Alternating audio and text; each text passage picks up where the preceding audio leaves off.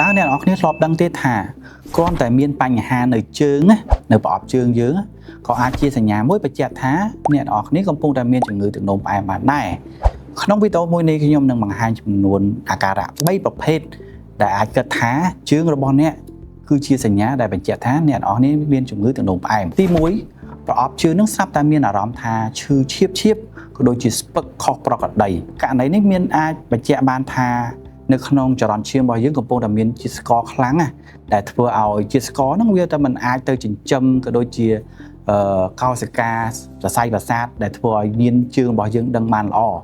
ដែលពាក្យបច្ចេកទេសគេហៅថា diabetic neuropathy បាទហ្នឹងទី1ទី2មានន័យថាបើសិនជាអ្នកនរគ្នាមានរបួសនៅជើង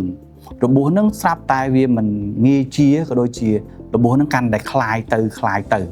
ធម្មតាកាលណាដែលយើងមានរបួសនៅជើងក៏ដូចជារបួសនៅកន្លែងណាមួយក៏ដោយរបួសនឹងជាបានដោយសារតែចរន្តឈាមមានជាតិស្ករគ្រប់គ្រាន់ទៅចិញ្ចឹមរបួសនឹងទើបធ្វើឲ្យរបួសនឹងជាផ្ទុយទៅវិញបើសិនជាអ្នកនរគ្នាមានជំងឺទឹកនោមផ្អែមជាតិស្ករក្នុងឈាមកំពុងតែឡើងខ្ពស់អញ្ចឹងចរន្តឈាមទៅចិញ្ចឹមរបួសនឹងគឺអត់កើតទេអញ្ចឹងធ្វើឲ្យរបួសនឹងកាន់តែคลายទៅមិនជានឹងហើយគឺជាអាការៈទី2នៃការមានរបួសនៅជើងដែលអាចបញ្ជាក់ថាជាជំងឺទឹកនោមផ្អែមទី3គឺជាចំណុចមួយដែលអ្នកនរគ្នាតែងតែមើលរំលងមានន័យថាប្រអប់ជើងរបស់យើងស្រាប់តែក្រដោះរោមឬក៏កញ្ចក់ជើងហ្នឹងវាបែរជាមានកម្រាស់កាន់តែក្រាស់ទៅរហូតដល់ពិបាកកាត់អាហ្នឹងគឺជាសញ្ញាបញ្ជាក់ថាជាតិស្ករនៅក្នុងចរន្តឈាមទៅចិញ្ចឹមជើងហ្នឹងមានឡើងខ្ពស់ដែលធ្វើឲ្យការផ្គត់ផ្គង់ជីវជាតិដើម្បីចិញ្ចឹមរោមក៏ដូចជាចិញ្ចឹមកញ្ចក់ហ្នឹងឲ្យមានសុខភាពល្អ